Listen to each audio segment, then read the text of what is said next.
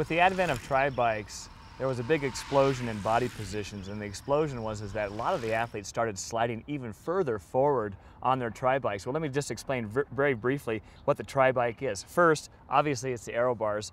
Secondly, it's the seat tube angle, and the seat tube angle runs right down underneath the seat post.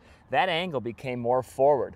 Road geometry is typically around 73 degrees, and tri-bikes are around 76 all the way up to 80 degrees. So it effectively pushes your hips further forward so that it opens up this hip angle. Well, the disadvantage for triathletes in doing that is that you cannot generate power out of your glutes. And so my recommendation is for a lot of the triathletes, if you don't feel any glute fatigue after your rides, and certainly in the off season, that you want to consider going to a road geometry. Now that doesn't mean that you have to buy another bike. A lot of the seat tubes come with a two-way seat post, so you can go from a 76 degree to a 73 degree just by shifting the seat post. If we start Julie in the typical tri position, she's in a normal position, she's sitting at the back of her seat.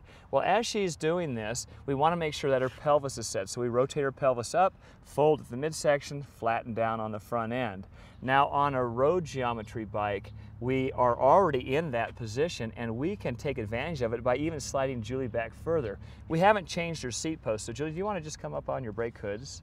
If I slide Julie back just an inch or so, and that's quite a bit, what will happen is that it'll help innervate her glutes on that down pedal stroke of her pedal cycle.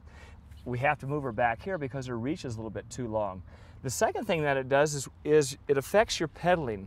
And we think about pedaling, well, what is optimal pedaling? Go ahead, Julie, and start your pedaling up. Julie has a typical road cycling pedaling position. In other words, at 3 o'clock in that pedal revolution, you can actually see her heel and the ball of her foot about on the same plane. She doesn't point her toes. Triathletes typically, as they scooch forward, they end up plantar flexing or pointing their toes. Now, Julie, if you can just exaggerate that toe point for us and just point those toes way down that pedal stroke, you get an idea of what happens. And go back to your normal style because I like that better. If she's doing her regular pedal stroke and she's applying even pressure, what happens is that the ball of the foot is generating the power force, not the toes. And there's a simple drill that you can incorporate into your routine just on your training rides, is to think about pushing forward on an elliptical pattern with the ball of your foot from 3 o'clock to 5 o'clock, and then bringing your big toe in to finish off the pedal stroke. Again, if we have road geometry, we're already back in that position. It's going to feel as though your toes are actually going to reach a little bit in that pedal stroke, which puts you in an advantageous position. The other thing is that a lot of times triathletes get fairly tight up here in their upper traps. And by coming to a road geometry, we end up riding a lot on our brake hoods. If we take a look at the front end of the bar and we look straight down, it should almost come right through the hub on a road geometry.